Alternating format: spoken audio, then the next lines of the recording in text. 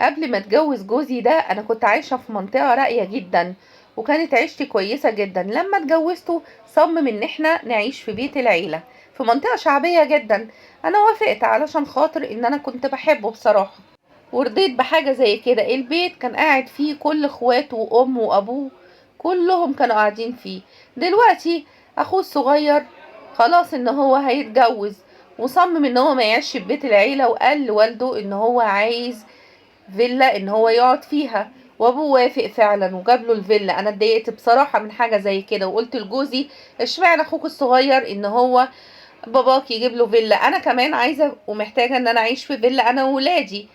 طبعا هو اتنرفز عليا، وانا جوزي ضعيف الشخصية جدا قدام اهله، وزعلت من حاجة زي كده. وحلفت ان انا مش رايحة الفرح بتاع اخوه. زعل من حاجة زي كده وحلف عليا بالطلاق ان لازم ان انا اروح الفرح. فانا مش عارفة اعمل ايه.